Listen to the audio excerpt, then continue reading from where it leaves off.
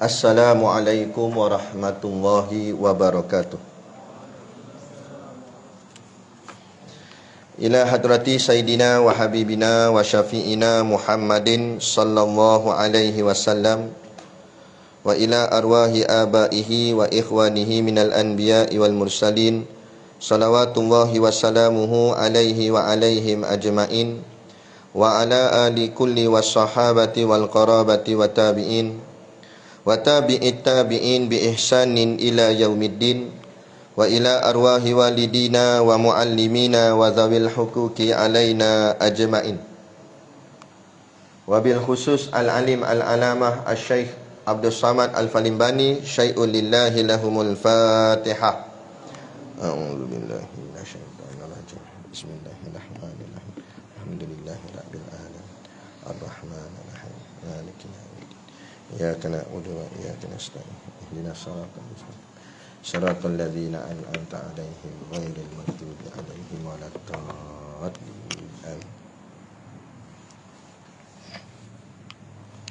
Bismillahirrahmanirrahim. Alhamdulillahi rabbil alamin. Wassalatu wassalamu ala sayyidina Muhammadin asyrafil mursalin wa ala alihi wa sahbihi ajma'in. Subhanaka la ilma lana illa ma 'allamtana innaka antal alimul hakim. Rabbi shrah li sadri wa yassir li amri wahlul 'uqdatam min lisani yafqahu qawli. Wala haula wala quwwata illa billahil aliyyil azim. Amma ba'. Alhamdulillah, kita sama-sama panjatkan syukur kehadраtillah subhanahu wa ta'ala yang dengan limpah dan kurnianya diizin oleh Allah Subhanahu wa taala pada kita pada malam ini untuk kita menyambung lagi pengajian kitab kita, iaitulah kitab Sairus Salikin jilid yang pertama, yang moga-moga dengan pengajian ini akan membersihkan hati kita dan segala amal kita menjadi amalan yang ikhlas di sisi Allah, sehinggalah Allah menerimanya dan menerima kita sebagai tetamunya untuk dimasukkan ke dalam syurganya nanti di hari akhirat kelak, insya-Allah. Amin ya rabbal alamin. Yang saya hormati pengerusi masjid dan seluruh saf kepimpinannya, para imam, para bilal, tok-tok syiah yang tak dapat kita nak sebutkan namanya satu persatu, yang amat-amat disanjungi para asatizah, alim-alim ulama, tuan-tuan guru, ustaz ataupun ustazah yang hadir pada malam ini, mohonlah ditegur kepada hamba yang fakir dalam bidang ilmu ini. Sekiranya apa yang disampaikan dan dikongsikan ada salah dan silapnya, yang kita kasihi ayah-ayah, ibu-ibu, pemuda-pemudi muslimin dan muslimat yang dirahmati Allah sekalian. Kitab Jawi Lama pada muka surat 9 baris yang kedua daripada bawah. Qala al-muallifu rahimahullahu ta'ala wa nafa'ana wa iyyakum bi ulumihi fid daraini amin ya rabbal alamin. Kata pengarang kitab, dan demikian lagi segala kitab ilmu tasawuf, semuanya itu iaitulah ilmu yang memberi manfaat, kerana kitab tasawuf itu telah terkandung di dalamnya ilmu usuluddin dan ilmu fiqh yang fardu ain, yang dapat tiada daripada mengetahui akan dia oleh segala orang yang suluk, yakni orang yang menjalani jalan akhirat, yang menyampaikan ke dalam syurga dan menyampaikan kepada ma'rifah akan Allah Ta'ala dengan mengetahui sebenar-benarnya, yang membawa takut akan Allah Ta'ala. Baik, ni sambung lagi berkenaan dengan bab ilmu, kepentingan menuntut ilmu. Cumanya bila kita nak mengaji ni, ilmu tu banyak sangat. Jadi yang paling mustahak nak kena mengaji apa dulu? Yang tu kan, kalau kita ni banyak masa tak apa. Kan, kadang kita pun sudah berusia, kita takut tak dan. Jadi yang mana yang patut kita dahulukan? Dipanggil fiqh alawiyat. Keutamaan mana yang patut kita mustahakkan, maka Tok Syekh terang kat kita. Sebab menuntut ilmu memang wajib. Jadi ilmu mana satu patut kita dahulukan? Maka kata dia, dan demikian lagi segala kitab ilmu tasawuf. Peringkat ujung-ujung ni membanyak-banyakkanlah mempelajari ilmu tasawuf, kitab-kitab tasawuf. Kalau zaman muda lagi, memanglah mati tu bila-bila, tetapi ghalib ni maknanya kita kata biasa-biasalah mati tu tua. Tapi walaupun memanglah mati tu bila-bila, boleh muda pun boleh mati, tapi biasa-biasanya kebanyakan manusia itu matinya tua. Certain keadaan lah, mati aksiden muda ke apa, penyakit dan sebagainya. Tapi biasanya kalau tak ada apa-apa masalah, tak ada aksiden, tak ada sakit apa, biasanya sampai ke peringkat tua. Jadi kalau usia tu muda lagi, memadai, dia tekun sungguh ilmu tauhid, ilmu akidah, kemudian dia mendalami pula ilmu fiqh secara khusus, mengaji kitab tauhid yang betul-betul yang khusus, ataupun lagi dia tambah pula dengan mengaji kitab fiqh, sambung pula dengan usul fiqhnya, itu tak apa.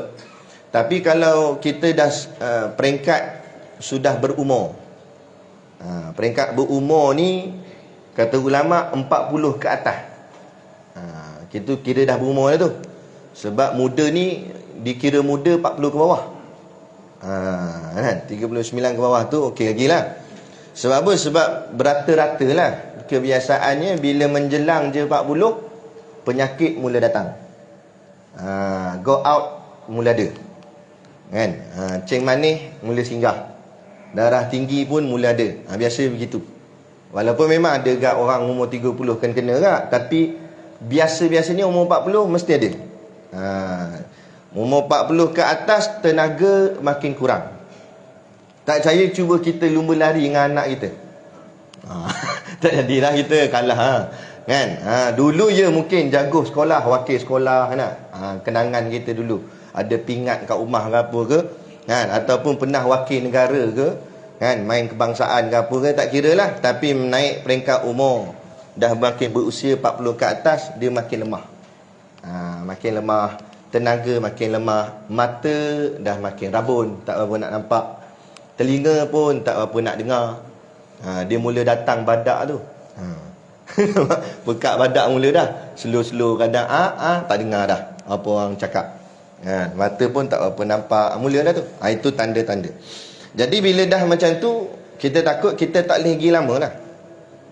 Sebab umur 50 pun ramai juga yang dah pergi. 60 pun lebih kurang tak, 70 lagi kerap, 80 lagi jarang-jarang sampai, 90 lagi lah legend, kan? 100 lagi lah lagi jarang sangat. Nak ceritanya begitu. Umur kita semakin lama semakin singkat, perjalanan hari semakin lama semakin laju. Dalam sedar tak sedar, bulan 5 habis dah, termasuk bulan 6 dah ni. Jangan celik raya korban, baru je kita rasa macam baru je jamuan raya Aidilfitri. Ni nak masuk pula sembelih lembu pula, raya korban pula. Dah plan dah AJK masjid pun dah mula cari lembu, dah buka penyertaan apa semua, dah kira-kira dah sebahagian berapa. Pejam celik, habis dah tahun 2022, masuk 2023. Jangan sonok saja masuk tahun baru, ketahuilah bar oksigen kita kurang 1 bar. Maknanya tangki oksigen makin sedikit. Kalau tangki oksigen makin sedikit, sonok ke sedih? Sonok ke takut patutnya? Takut. Dia pergi sonok pakai topi kon tu, kan? Siap prik sambut birthday. Kalau umur 6 tahun layaklah budak-budak. Tak apa, dia budak-budak umur 9 tahun, 10 tahun dia tahan kira. Ini 48 lah umur. Anak 3 orang dah, nak sambut apa lagi? Tak sah. Sebab apa? Sebab umur kita makin singkat. Nak sonok apanya? Patut lagi tambah kita risau, aku amal dah cukup belum? Baik, itu kita nak bagi gambaran kenapa pentingnya. Maka Tok Syekh kata, waktu yang kira kita panggil injured time lah. Kalau main bola tu maknanya waktu kecemasan. Kita ni waktu cemasan dah, waktu hujung dah. Jadi kok mana yang nak sempatnya. Maka kata hukama, kata alim ulama kita, kesesuaian kita pada ketika itu membanyak-banyakkan menuntut ilmu tasawuf. Bukan suruh tinggal ilmu lain dah, ilmu lain ngaji juga, tetapi ilmu tasawuf lagi kerap. Dan kalau boleh jangan tinggalkan satu hari pun daripada kita mempelajari ilmu tasawuf. Sebab itu pesan Tok Guru Haji Hitam, Tok Guru pada Tok Guru Siddiq Noh, dia pesan kat Tok Guru Siddiq Noh macam tu. Dia kata, Siddiq, jangan biarkan harimu berlalu tanpa membaca kitab tasawuf, walaupun hanya sebaris ayat sahaja, dia kata. Sebab apa? Sebab kitab tasawuf ni tazkiyatun nafs, dia mencuci hati. Sebab apa? Sebab bila kita dah peringkat dewasa, umur 40, 50, 60 ni, insya-Allah lah, moga-moga lah amal kita dah banyak. Kita dah buat ibadat daripada muda lagi. Semayangnya, puasanya, macam-macam lah. Bayar zakat ke, pergi umrah ke, masuk korban berapa kali dah masuk. Kan? Jadi amal ni kita nak jaga. Kalau kita tak boleh nak tambah pun amal lagi, paling tidak amal yang dah buat jangan hilang. Jangan hilang tu kena mengaji ilmu tasawuf.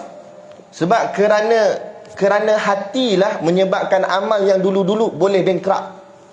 Bila dah kau makin berusia, makin pula, sombong, riak datang, ujub datang, takabur datang, sifat dengki ada, ego ada. Bila datang semua ni, haba'an mansura, segala amal yang dulu jadi debu berterbangan. Ni rugi. Sebab tu ulama-ulama pesan bahawa hujung-hujung kita banyak akan mengaji tasawuf. Paling-paling tidak, kalau amal kita tak bertambah sekalipun, ataupun tambah ni pelan-pelan, paling tidak yang lama-lama tu maintain. Jangan bagi rosak yang lama, jangan bagi hilang yang puasa kita dulu-dulu apa semua. Sayang, sebab penat buat tu zaman muda. Kan? Tu. Sebab tu dia kata, dan demikian lagi segala kitab ilmu tasawuf. Banyakkan mengaji ilmu tasawuf. Tapi kadang orang tak faham lagi apa tu ilmu tasawuf. Ilmu tasawuf ni membicarakan tentang masalah dalaman. Dia masalah dalaman, masalah batiniah. Lepas tu juga disebut sebagai ilmu batin, masalah hati, yang membicarakan tentang sifat mahmudah dan mazmumah. Mahmudah ni maknanya sifat-sifat yang baik, yang datang daripada hati, ikhlas, tawaduk, itu mahmudah. Mazmumah sifat yang dikeji syarak, riak, sombong, takabur, ujub dan sebagainya. Itulah pembicaraan tentang ilmu tasawuf. Nak jaga hati ni. Sebab apa? Sebab koi naik umur, kita koi senior. Tahu sini, makna makin otai, ditambah pula otai masih berbisa. Dia main pula ada selisih faham dengan geng muda. Mula dia jadi hang tahu benda. Jaga. Aku makan garam dulu. Dia main buah garam dia. Situ kita takut tu. Kita takut kita jadi sombong pula tiba-tiba. Jadi amalan kita yang lalu habislah jadi rosak, sayang, rugi sangat-sangat. Lepas tu ilmu tasawuf. Lepas tu kalau kita tengok tok-tok guru pun banyak macam tu. Pengalaman saya jumpa tok-tok guru, zaman dia muda dulu, sebelum dia jadi tok guru lah, cergas lagi, dia ngajar kitab akidah, dia ngajar kitab fiqah, lantang lah suara. Tapi bila kau makin usia dia makin slow. Bukan makin slow tu maknanya dia dah tak semangat, tak. Tapi dia pergi ke arah kesufian, ke arah tasawuf. Dia banyak menyentuh hati. Kadang-kadang banyak menangis pula. Kalau perasan tengok Tok Guru Siddiq Noh macam tu kak. Dulu lantang, tepuk meja terbalik cawan dulu.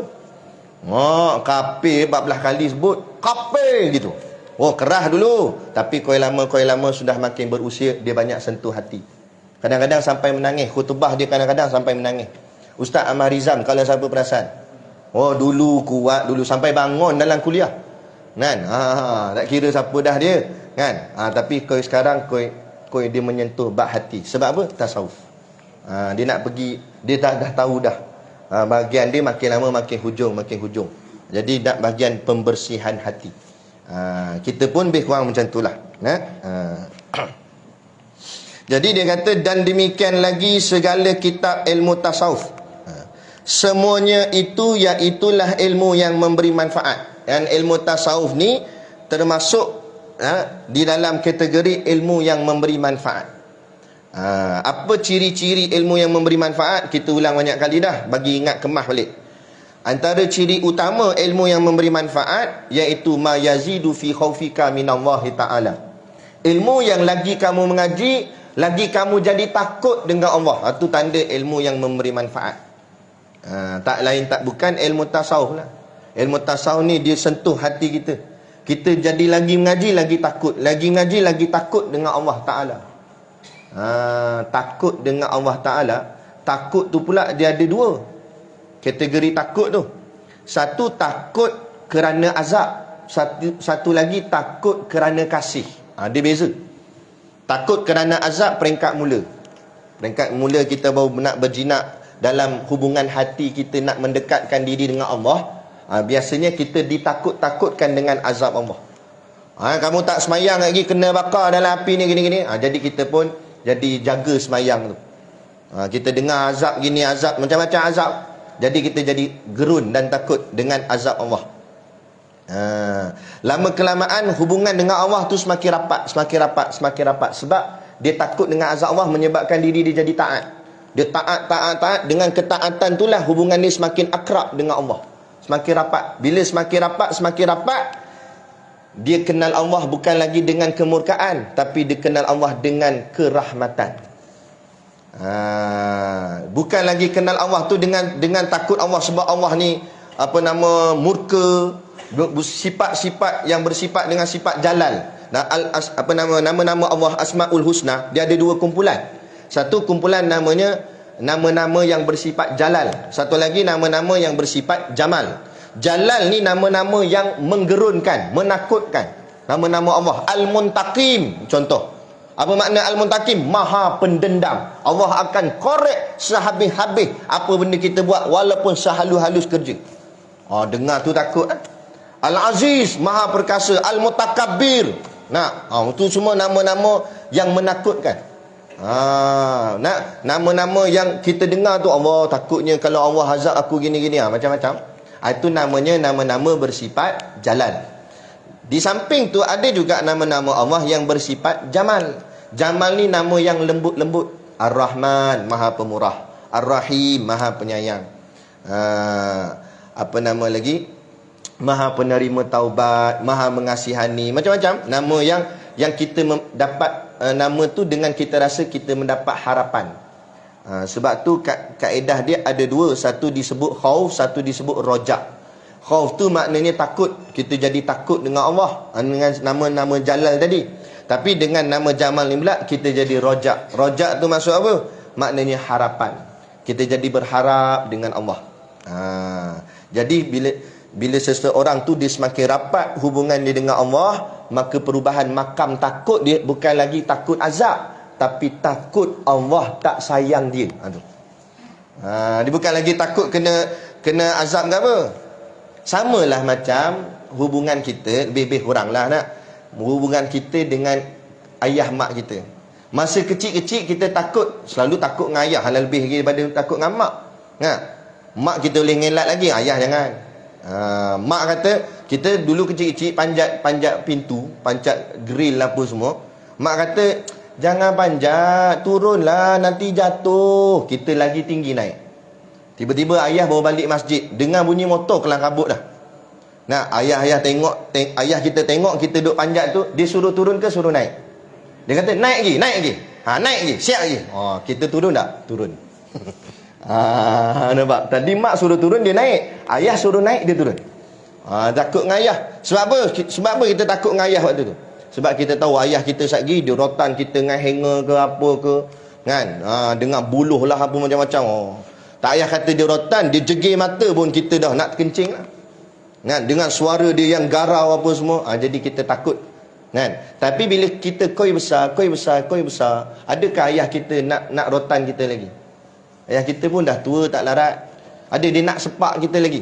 Ada dia suara nak garau lagi? Tak ada dah. Tapi kita nak jaga apa waktu tu? Kita takut apa? Kita takut kalau ayah kita tak sayang kita.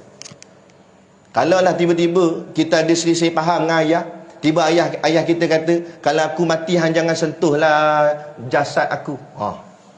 Sedih tak kita? Pecah tak hati? Balik-balik raya, ayah kita kata, hang balik buat apa? Aku meluat tengok muka hang tak payah balik pun tak apa. Aku rasa macam aku tak ada anak dah. Macam hang ni. Dia cakap gitu, pedih hati. Walaupun dia tak pukul kita, dia tak terajang kita. Tapi sebab apa kita jadi takut, kita jaga hubungan? Sebab kita takut kita takut ayah kita tak sayang kita. Itu baru hubungan antara anak dengan ayah. Bayangkan pula hubungan antara hamba dengan Tuhan dia. Peringkat mula memang dia takut azab, takut kalau tak semayang kena bakar api apa semua. Tapi bila dah sampai makam dia makin rapat dengan Allah Ta'ala, dia bukan lagi takut pasal azab tu. Sebab dia dah boleh buat dah semua benda amal tu. Cuma yang dia takut, Allah tak pandang amal dia buat. Allah tak kasih kat dia. Dia takut yang tu. Dia kata, ya aku memang boleh semayang, tapi jadi hati aku ni jadi liar dengan rumah Allah ni. Kenapa? Takut sebab hati liar ni, sebab itulah Allah jadi tak kasih dengan aku. Allah tak jemput aku untuk datang rumah dia. Apa tu kita rasa itu? Kita jadi takut kalau kita ni jadi tak bersungguh nak buat ibadat. Kenapa jadi begitu? Kita takut hati tu jauh dengan Allah, hilang sudah rasa kasih tu. Tu takut makam kedua. Kalau sampai dah makam kedua ni, alhamdulillah lah, ucap syukur. Kerana kita dah menjalani kehidupan diri kita untuk mendekatkan diri kita dengan Allah Subhanahu wa taala. Gitu. Boleh? Tuan-tuan macam seria sangat ni kenapa? Menghayati, baguslah kan. Baik. Baik, jadi itu dia. Jadi kata Syekh, inilah segala ilmu tasawuf semuanya, iaitulah ilmu yang memberi manfaat. Apa makna ilmu memberi manfaat? Mendatangkan rasa takut kita dengan Allah. Takut tadi yang saya sebut tadi. Ada orang takut tahap pertama, ada orang mungkin dah sampai tahap kedua. Takut dia, takut Allah tak kasih pada dia. Dia takut yang itu. Yang inilah menyebabkan ada alim-alim ulama kita ataupun sahabat-sahabat Nabi menangis di hujung-hujung usia dia. Asyik nangis aja. Nangis apa ni? Tengok dah bangkit dah, tiap-tiap malam tahajud, nangis apa lagi? Memang bangkit ni, tapi kalau Allah tak terima, tu sedih. Dia sedih kat situ. Dia sedih, dia takut dia mati tu tak dan mengucap. Dia takut yang tu. Dia takut yang tu. Dia jaga sangat. Ni hati ni. Sebab hati memang, sebab tu Allah memang jadikan, antara hikmah kenapa Allah jadikan bumi tu bulat, kerana Allah nak ajar kita kehidupan kita pun bulat. Macam mana kita datang, macam tu kita balik. Kita datang dulu kita bersifat manja. Kita datang masa lahir dulu baby ni kita bersifat lembut. Kita mudah menangis, kan? Kita orang cakap apa, mudah tersentuh hati. Kau tua pun macam tu. Saja tengok orang-orang yang dah makin tua, hati dia mudah tersentuh. Sikit-sikit dia mudah nak nangis. Anak-anak kata tahun ni tak dapat balik, nangis. Balik. Padahal baru bulan lepas balik, dia tersentuh hati. Cepat dia terasa hati. Sebab tu kita ada mak ayah kena jaga hati. Hati dia akan kembali macam hati budak-budak. Dia cepat terasa hati. Sebab tu kena jaga hati-hati dia orang. Memang begitu. Kenapa Allah buat jadi begitu? Sebab ni supaya hati dia mudah tersentuh dengan Allah. Kalau kasih dia dengan Allah kuat, lagi kuat tersentuh dia dengan Allah. Mudah dia menangis. Dia dapat pergi umrah pun menangis, sonok. Dia lalu depan makam Rasulullah menangis. Ada asyik nak dia rasa sedih, dia rasa takut kalau Allah dan Rasul tak terima dia. Macam tu. Ni makam tinggilah. Kerana dia kata, kenapa ilmu tasawuf ni dikira ilmu yang bermanfaat? Kerana kitab tasawuf itu telah terkandung di dalamnya ilmu usuluddin dan ilmu fiqh. Jadi menjawab pada soalan yang mula-mula tadi saya sebut. Saya kata, bila dah peringkat umur dah semakin meningkat, dah semakin hujung, kita kena membanyak-banyakkan mengaji tasawuf. Lepas tu mungkin orang akan tanya, Datuk ngaji tauhid tak payah? Ngaji fiqh tak payah? Sabar. Syekh jawab, dalam kitab tasawuf sudah terkandung ilmu tauhid di dalamnya dan sudah terkandung ilmu fiqh di dalamnya. Tak percaya, boleh buka kitab Hidayatus Salikin. Tauhid pun ada, fiqh pun ada, tasawuf lagi ada. Hidayatus Salikin tu bukan kitab tauhid, bukan kitab fiqh, dia kitab tasawuf. Cumanya tauhid yang dalam tasawuf dan fiqh yang dalam tasawuf, iaitu tauhid itu mentahqiqkan usul, kata ulama, dan mengheningkan fiqh. Bila kita mengaji dalam ilmu tasawuf, dia tekankan tentang usuluddin tu, akidah tu sampai tahap kita merasa ke dalam hati. Contoh, kalau kita mengaji sifat 20 semata-mata sahaja, kita mengaji kitab tauhid lah, contohnya Faridatul Faraid ke, Matan Umul Barahin ke, Usul Tauhid ke dan sebagainya, Nah, memang kita diajar untuk menghafal, untuk ingat sifat 21 wujud, kidam, bakok apa semua dengan jalan tafsir apa semua tu. Nah, tapi bila kita mengaji tasawuf, dia masuk gak benda tu, tapi dia masuk cara halus. Dia kata contoh dia, saya bagi contoh dia ni. Dia kata kalau kamu yakin Allah itu bersifat dengan sifat basar, kenapa masih lagi tingkah lakumu seolah-olah Tuhan tu buta? Faham maksud dia? Mana kalau kamu yakin Allah tu melihat kamu, kenapa kamu masih lagi buat maksiat? Seolah-olah kamu rasa macam Allah tak melihat kamu. Tu dia main tu. Dia main tauhid tu bukan sakat hafal saja, tapi dia main hati kita. Tu tasawuf. Tauhid dalam tasawuf. Sebab tu disebut tauhid yang dalam tasawuf itu mentahkikkan usul. Kita dah ngaji sifat 20 dah, tapi kadang-kadang tak tahkik lagi. Masuk tasawuf, dia tekan lagi. Dia tekan sampai ke dalam hati kita. Sampai kita jadi terasa sifat 20 tu betul-betul nak merasakan macam mana nilai dia sebenar. Begitu Allah mendengar. Nak isi hati aku kalau cakap tak elok pun Allah dengar dah. Apatah lagi kalau cakap kok mulut. Dia main situ. Menyebabkan diri dia akan menjadi semakin baik. Akhlak makin cantik, makin elok. Tu sebab disebut ilmu tasawuf memberi manfaat. Kemudian juga dalam ilmu tasawuf ni juga terkandung sudah ilmu fiqh. Dia mengheningkan fiqh. Kalau kita boleh buka dalam kitab Hidayatul Salikin, boleh tengok dia ajar kita cara ambil wuduk, cara semayang, tapi dia lebih halus lagi. Kalau dalam kitab fiqh biasa, Safinatun Najah dan sebagainya, dia ajar step saja. Okey, pertama, rukun pertama gini-gini, niat gini-gini. Kemudian kamu basuh muka, had muka bahagian mana, dia ajar macam tu. Tapi main dalam tasawuf, contohnya dalam kitab Hidayatul Salikin, masa kamu basuh muka, dia ajar pula, dia kata, kamu hendaklah baca doa, moga-moga Allah gugurkan dosa-dosa yang ada pada wajahmu. Tu maknanya fiqh dia lebih menyentuh hati. Tu tasawuf, fiqh yang ada dalam tasawuf. Dia ajar agak cara ambil uduk, tapi cara ambil uduk tu dengan penuh makna, bukan sekadar buat sahaja. Sebab apa? Sebab tadilah saya sebut peringkat. Macam kita ajar budak-budak agak, peringkat mula-mula budak-budak tak payah cerita pasal gugur dosa basuh muka ni. Kita ajar dia dulu, okey basuh muka gini, macam budak-budak sekolah. Tapi bila dah peringkat dewasa, baru kita tekan. Kamu tahu tak kenapa kamu basuh muka tu? Sebab dosa mata banyak, dosa mulut kamu banyak, dosa di wajah kamu tu banyak, menyebabkan wajahmu jadi gelap. Takut Allah tak pandang wajah kamu. Kita pun ambil uduk basuh. Bila kita faham benda ni, kita basuh muka tu dengan penuh perasaan. Baru kita buat tu sungguh-sungguh. Tak adalah buat main-main. Ini sambil ambil uduk menyembang. Basuh-basuh, duit bantuan masuk dah mula. Dia sambil tonyoh-tonyoh gitu. Tak kemas lah. Kalau budak-budak tak pelik, budak-budak kita tengok budak-budak dia main simbah-simbah kawan dia, tak pelik pun, nama pun budak-budak. Kita dah dewasa, dia lain. Dia basuh tu dia rasa. Sampai kadang-kadang sampai satu tahap kadang Allah buka hijab di hati dia. Basuh muka tu dia terasa sungguh sampai menangis tengah ambil uduk.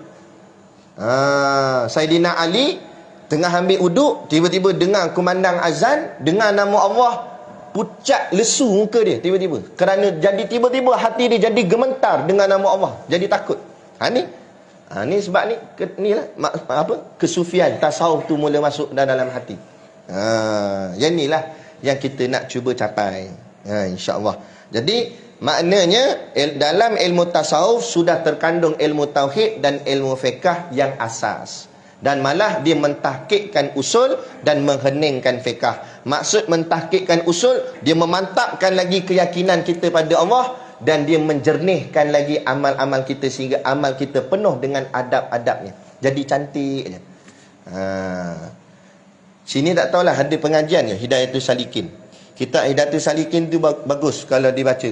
Sebab dia ajar kita daripada bangun tidur sampai tidur balik nak buat apa, dengan penuh adab. Bangun pagi nak buat apa dulu, pergi masjid apa adab, sampai masjid adab apa nak buat. Makan, dia cerita makan ada 27 adab makan. Nak makan tu ada adab dia. Sebelum makan macam mana, tengah makan macam mana, lepas makan macam mana. Sebab tu lah saya berani katalah, sebab ini pun kalam guru saya juga. Dia kata siapa yang boleh beramal Hidayatul Salikin tu sebiji-sebiji apa yang Syekh tu ajar dalam kitab silat-silat hari bulan, dia akan diangkat menjadi wali Allah. Sebab apa? Sebab amalan dia semua cantik. Dengan doanya, dengan tata tertibnya, dengan sentuhan hati, insya-Allah. Nah, ni dia ilmu tasawuf. Tu. Baik. Jadi ada dalamnya ilmu usuluddin dan ada dalamnya juga ilmu fiqh.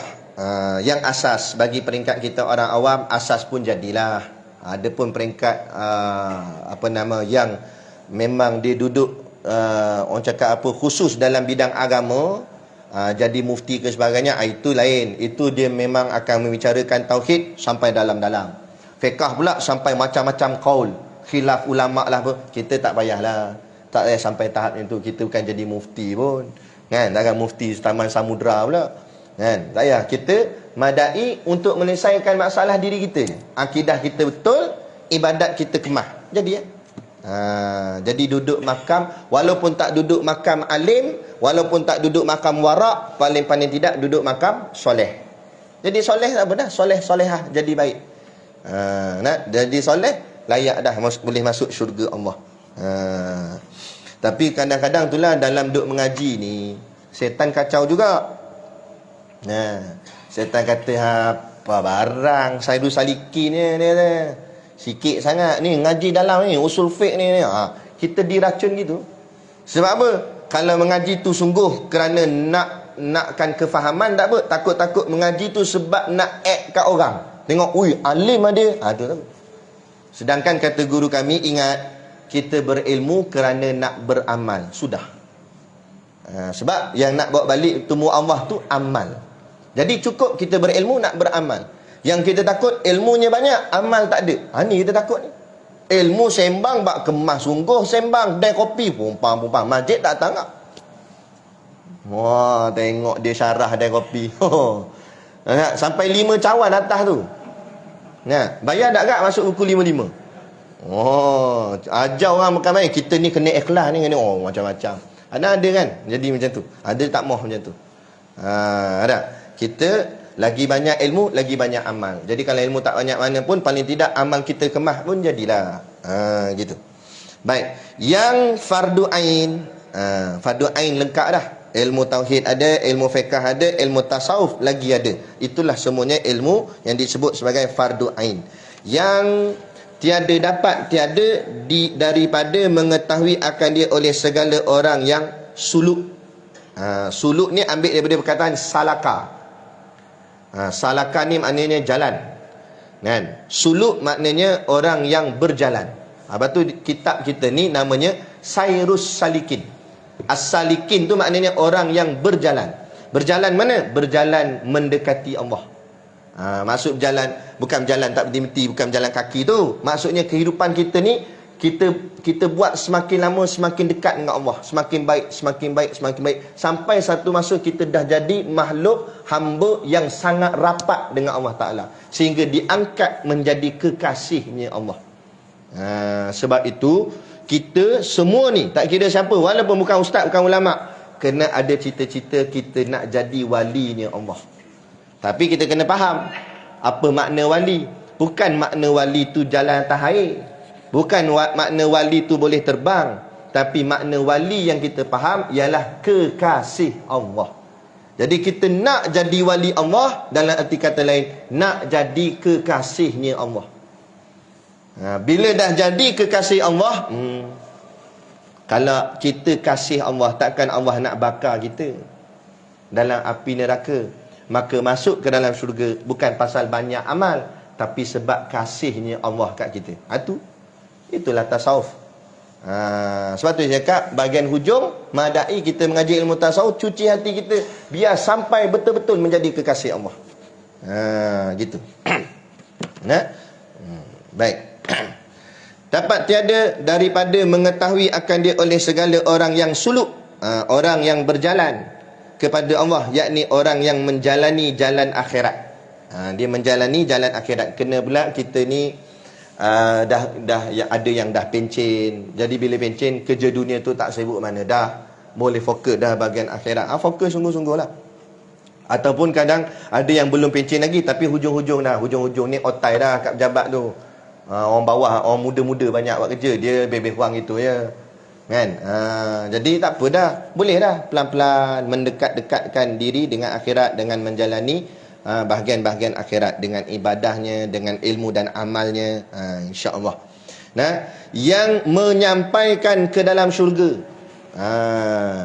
Dengan menjalani jalan akhirat itulah dapat menyampaikan kita ke dalam syurganya Allah. Dan kesungguhan kita tu. Dunia habis dah. Rata-rata orang kata bila umur sudah sampai 40, biasanya kewangan dia dah mula stabil. Peringkat mula ya, hutangnya dengan serabut apa semua. Tapi bila dah sampai 40 tu, kadang hutang ada lagi, tapi dia dah boleh maintain. Sebab kadang-kadang waktu tu mula gaji pun dah mula tinggi sikit. Jadi dunia ni kadang-kadang Allah buat dah stabil dah untuk dia. Bila dunia dah stabil elok gitu, fokuslah pada akhirat. Apa lagi kita nak pulun? Ini dah terliur lagi barang dunia. Umur 90 dah, nak jadi lagi Perdana Menteri. Contoh. Contoh. Macam tu lah. Apa nak dunia lagi? Kan dah dapat macam-macam dah. Rumah dah ada, kereta dah ada. Semua dunia tu lengkap dah. Yang belum lengkap, ni amalan akhirat. Nak balik bertemu Allah, nak dapat syurga Allah. Dia sibuk nak Putrajaya lagi. Ni syurga dah. Putrajaya tu tak apa dah. Kan? Ni bahagian kita. Gitu. Yakni orang yang menjalani jalan akhirat, yang menyampaikan ke dalam syurga dan menyampaikan kepada makrifah akan Allah Ta'ala. Nak kenal Allah. Makrifah tu makna mengenal Allah. Jalan-jalan ni menyebabkan dia jalan, lagi akhirnya dia akan jadi makrifah kepada Allah. Semakin lama semakin dia kenal Allah. Satu lagi kitab Minhajul Abidin. Kat sini ada rasa baca kitab Minhajul Abidin. Ikutlah kuliah tu. Sebab Minhajul Abidin ni Allah memang kitab dia memang terbaik bagi saya. Terbaik Imam Ghazali karang. Dia ajar kita satu-satu. Dalam Minhajul Abidin ni dia cerita 7 Aqabah. Aqabah ni makna bukit. Makna bukit di situ maksud dia dengan makna rintangan. Untuk kita menjadi hamba Allah yang sebenar-benar hamba Allah, kita kena lepas 7 rintangan tu. Bukan senang. Dia terang satu-satu. Tapi dia ajar kita, dia terang. Okey, macam mana nak buat? Itu yang kita kena ikut, follow Imam Ghazali ajar kita. Kita hidup kita ni banyak mudah dah. Sebab adanya ulama'-ulama'. Tinggalan-tinggalan khazanah ilmu mereka untuk didik kita. Kita tinggal ikut je. Apa lagi yang susah? Kan? Itu je. Baik. Kepada makrifah akan Allah Ta'ala dengan mengetahui sebenar-benarnya. Mengetahui apa? Mengenal Allah tu dengan sebenar-benar kenal. Sampai dia kenal Allah sungguh-sungguh, menyebabkan dia ada rasa takut. Dia dipanggil pertama peringkat mula dipanggil ilmu yakin. Ilmu yakin ni kita mengaji kuliah gini, kita jadi yakin dengan Allah. Itu peringkat mula biasanya. Tapi kalau dia terus dengan amal ibadah, main hati dia selalu pada Allah, banyak apa-apa masalah mengadu pada Allah, akhirnya dia akan rasa dekat dengan Allah. Bila sampai dekat ni, dia akan pergi sampai kepada ainul yakin. Ainul yakin ni dia akan pergi kepada makam yang disebut sebagai makam muraqabah. Muraqabah ni, dalam dia duduk dalam ramai-ramai makhluk, dia rasa Allah memerhatikan dia. Allah duduk tengok dia selalu. Menyebabkan bila dia tahu Allah perhati dia, dia akan buat dengan penuh teliti. Itu panggil takwa. Dia buat teliti, buat hati-hati, buat elok-elok. Tu dia. Sebab apa? Sebab dia rasa muraqabah. Macam kita kak, kita lalu kat highway, kita nampak ada signboard tepi tu, dia tulis kamera had laju di hadapan. Kita tak tahu kamera tu dia buh mana. Dia tak tahu. Mana? Tapi bila kita tak tahu, menyebabkan kita jadi semakin takut. Mana mata liar tengok celah semak ke, celah divider ke mana ke, kita cari habis mana dia menyorok ni.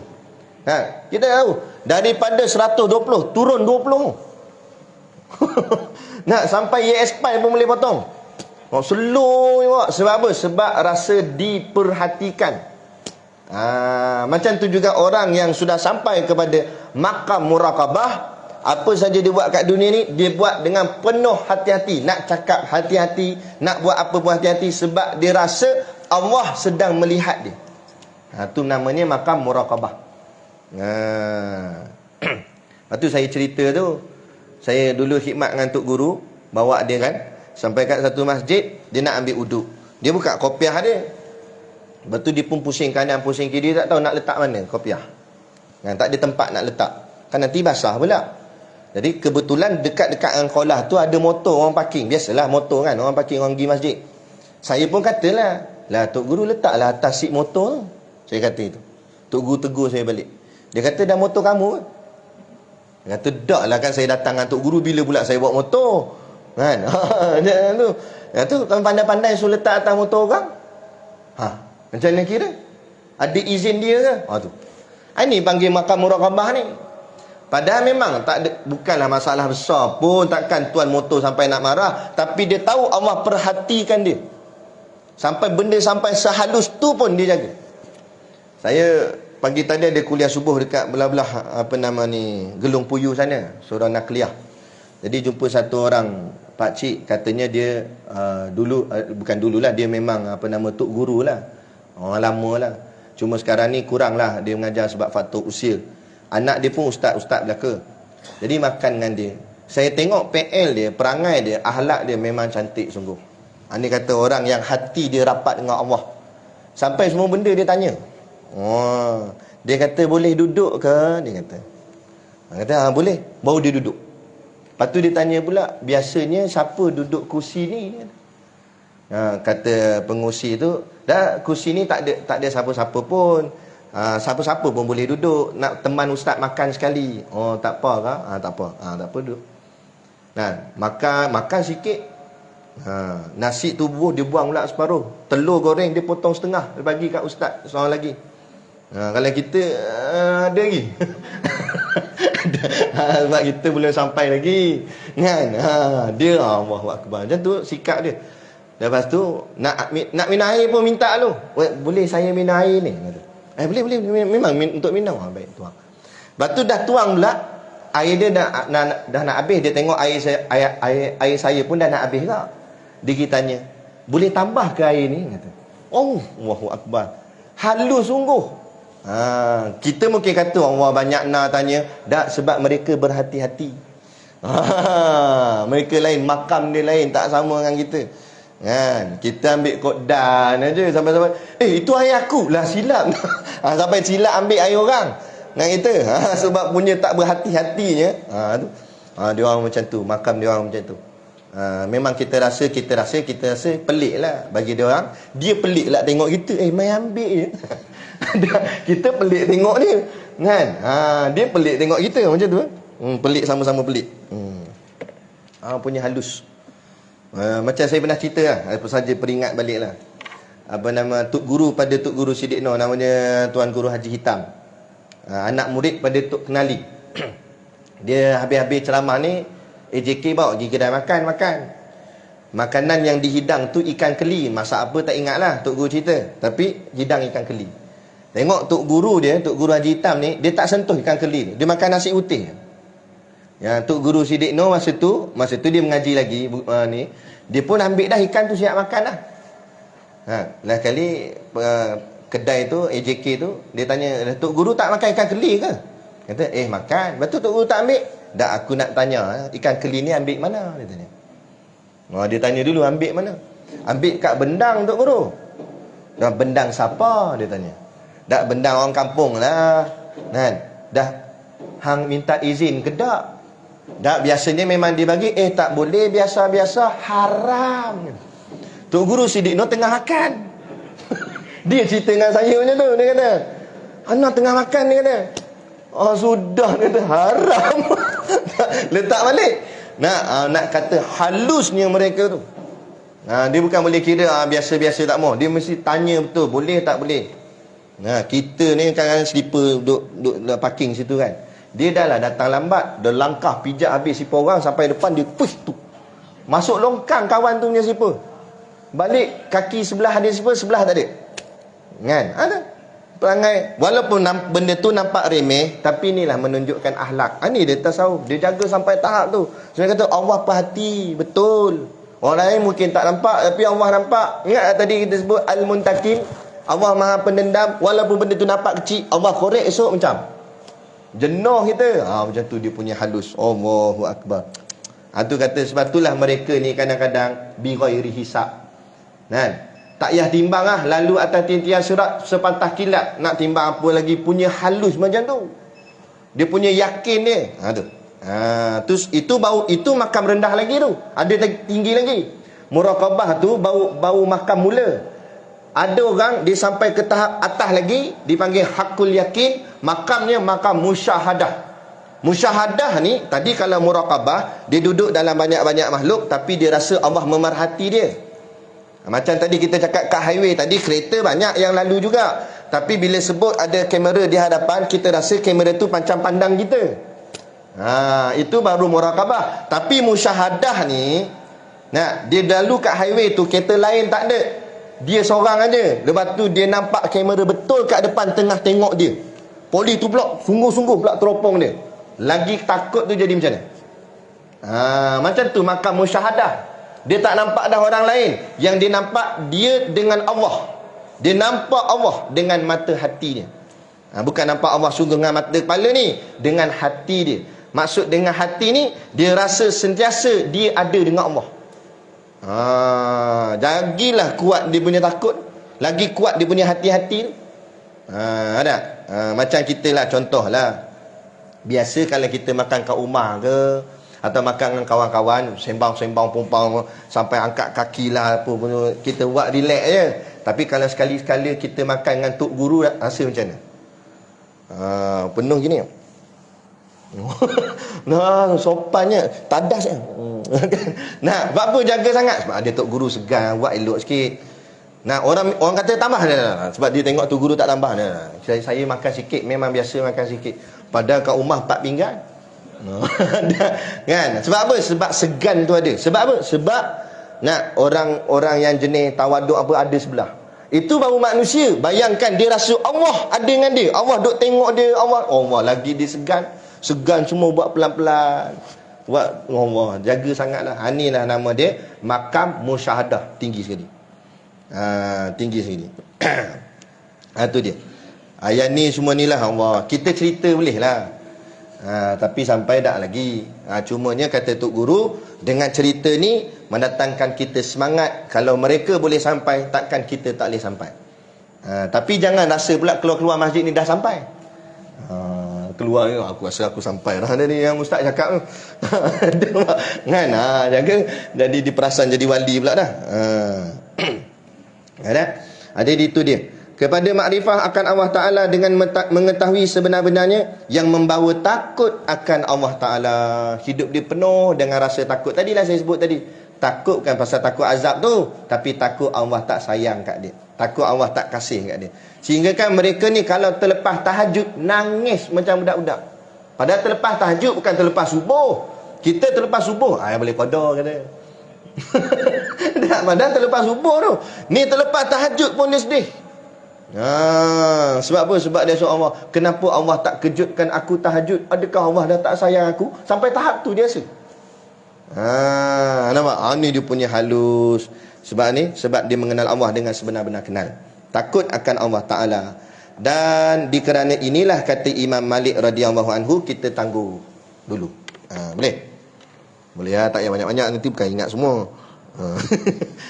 Yang tu dulu pun tak apa dah, insya-Allah. Pelan-pelan lah kita menjinak-jinakkan hati kita mendekati kesufian, tasawuf ni. Halus, dapat membentuk akhlak peribadi kita. Sayanglah kalau kita orang masjid dah, tapi perangai tak elok.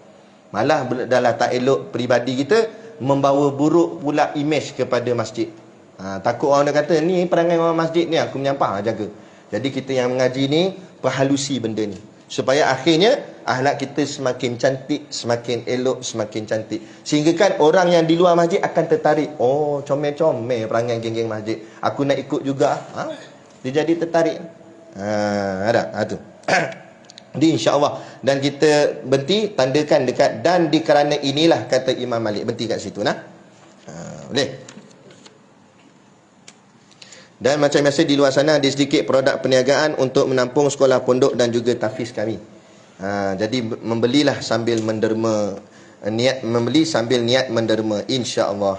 Moga-moga itu menjadi amal jariah kita di hari kita berada di alam yang sana, insya-Allah. Jadi cukup sekadar tu pada malam ni yang saya kongsi dan sampaikan. Moga-moga kalau tak banyak pun sikit pun jadilah untuk kita mengambil manfaatnya, sehingga dapat menjadikan kehidupan kita hari ini lebih baik daripada semalam, hari esok lebih baik daripada hari ini, insya-Allah, sehingga kita bertemu Allah dalam keadaan husnul khatimah. Amin.